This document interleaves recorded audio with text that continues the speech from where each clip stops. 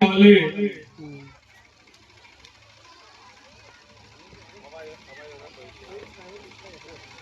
संविधान के रचयिता और भारत के पूर्व कानून मंत्री B.R. अम्बेडकर साहब के चरणों में श्रद्धा सुमन अर्पित करता हूं। आज भारत के संविधान का 75वां वर्षगांठ है। उस उपलक्ष्य में अम्बेडकर शक्ति युवा संगठन के द्वारा यह कार्यक्रम संविधान दिवस के रूप में हम लोग मना रहे हैं और इस कार्यक्रम में हमारे मंच पर बाबा साहब को मानने जानने वाले, संविधान की पूजा करने वाले लोग बैठे हुए हैं। मंच के सामने हमारी माँ बहनें, छोटे छोटे बच्चे स्कूल से आकर और बाबा साहब की उस विरासत को याद दिला रहे हैं, जिस विरासत को बाबा साहब ने भारत को सौंपा था और उसी विरासत से आज देश एक एक कदम आगे बढ़ता जा रहा है। मंच पर बैठे हुए हमारे नेशनल इक्वल पार्टी के राष्ट्रीय प्रवक्ता श्री प्रकाश जायसवाल जी, मोहन बाबू PWD विभाग में कार्यरत रहे, दिनेश यादव 12 दिवसीय बिरहा गायक और 12 दिवसीय बिरहा कराने वाले, जो जनपद बनारस ही नहीं पूरे पूर्वांचल के लोकप्रिय बिरहा गायक भी हैं। और इसी मंच पर बिरहा गायक के रूप में सबसे चर्चा में और सबसे अच्छा बिरहा और भजन कीर्तन करने वाली बहन रजनीगंधा जी और उनकी पूरी टीम, कमलेश गौतम जी जो लखनऊ से चलकर आए हैं, अजीत कुमार जी, राजू राम जी और तमाम हमारे जो विशिष्ट गण बैठे हैं मंच पर, मैं सबको साधुवाद करता हूं, धन्यवाद देता हूं। साथ में ये अम्बेडकर शक्ति युवा संगठन से मैं विगत 2-3 सालों से जुड़ा हूं और जब से मैं जुड़ा हूं मैंने देखा है कि निस्वार्थ भाव से इस संगठन की जो पूरी टीम है, संजय जी हैं जो संस्थापक, जिन्होंने बाबा साहब के आदर्शों को लेकर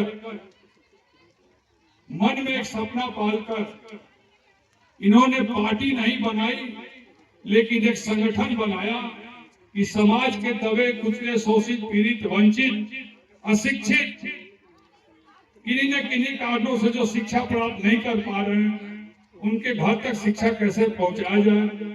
अजय आर्या जी, राजेश कुमार जी, सुरेलाल बागी जी, गणेश राज जी, मनोज जी, विशाल कुमार जी, संदीप कुमार भास्कर जी, राम जन्म भारती जी और तमाम हमारे युवा संगठन के लोग, मैं सभी को दिल से धन्यवाद और बधाई देता हूं। अच्छा, एक चीज बताओ लो, हमारे बात के सुना था, पीछे बैठे बच्चे जरा हाथ उठा के बताओ कि हमारी आवाज किसको किसको सुना रही है। अच्छा, एक बार बताओ, के धूप ना लगा था, के धूप ना लगा था, तो यहाँ उठे वालों हाथ के धूप लगा था, जेके धूप लगा तो सब लोग यहाँ आ जा लो, आओ लोग पीछे मत बैठे लो, आओ यहाँ धूप आ जा लोग इधर, सब बच्चा लोग इधर आओ, धूप लग रहा उधर तो आओ सब सामने। इधर जो छाए में खड़े हैं लोग, बच्चों को धूप लग रहा है और आप लोग छाए में खड़े, आप लोग अब धूप में जाकर बैठिए, देखिए कितना मजा आता है। इधर दीवार के साइड जितने लोग कुर्सी लगा के बैठी हैं, माताएं, बहनें, भाई, बंधु, आप लोग जरा धूप में बैठिए, उधर चल के देखिए मीठा मीठा धूप का आनंद। बच्चे वहां धूप में बैठे हैं, आप लोग छाए में छिपे हुए, ठीक बात नहीं है। बाबा साहब ने यह नहीं सिखाया था। बाबा साहब जो सिखाए हैं, अगर बाबा साहब को सही में दिल से हम लोग मानते हैं, संविधान को मानते हैं, तो हम लोगों को सबसे पहले अपने बच्चों को ही सिखाना होगा, तब हम शिक्षा की ओर उनको अग्रसर कर सकते हैं, क्योंकि यही भविष्य है हमारे।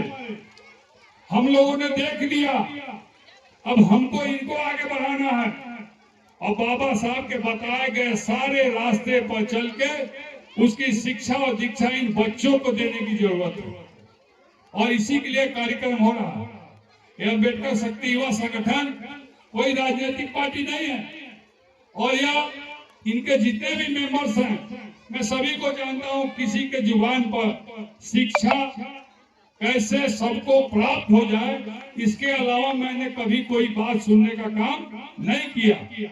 जब भी इनसे हमारी मुलाकात होती है और जब भी मैं इनके हर कार्यक्रम में आता हूं, हर समय मैं देखता हूं कि इनके ऑफिस में हमेशा कॉपी कलम किताब गांजा हुआ रहता, भरा हुआ रहता पूरा।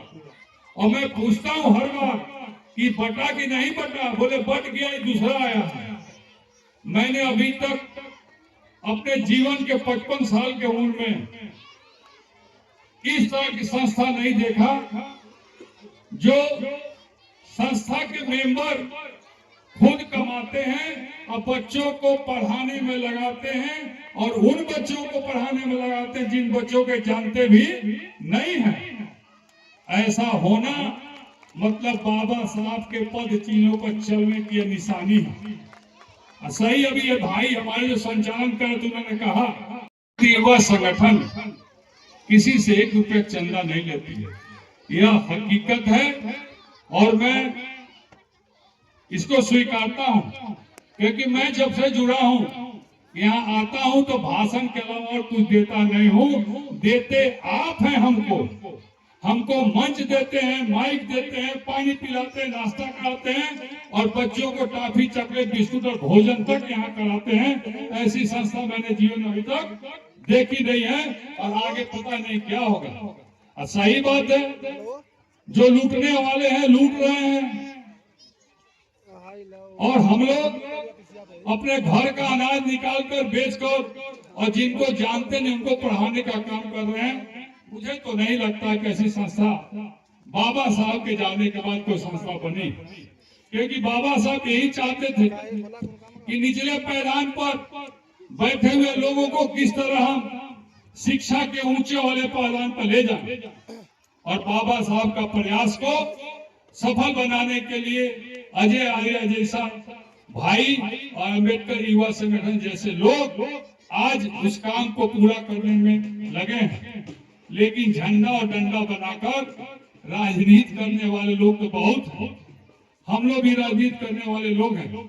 लेकिन जब मैं इस मंच पर आता हूं तो राजनीतिक भाषा हमारी जुबान से निकलती ही नहीं है, क्योंकि जब मैं छोटे छोटे बच्चों को देखता हूं तो मैं सोचता हूं कि मैं भी पहले यही था। भले मैं बड़ी राजपूत बिरादरी में पैदा हुआ, उससे नहीं मतलब है, लेकिन जब मैं अपने पास अपने भाई और छोटे छोटे बच्चों के बीच में आता हूं तो मुझे मेरा बचपन याद आता है कि मैं भी बोरा और झोरा लेकर स्कूल जाया करता था, और जितना पढ़ना चाहिए उतना पढ़ नहीं पाया। आज मैं भी पढ़ता तो वकील साहब की तरह मैं भी वकील होता, लेकिन दुर्भाग्य गरीबी नहीं पढ़ पाया, और समाज सेवा में ही लगे रह गए, और समाज में लगे आज ऐसा भाई ये टीम मिल गया मुझको कि अब मैं किसी समाज के कार्यक्रम में नहीं जाता हूं, लेकिन इस समाज के कार्यक्रम में जरूर आता हूं।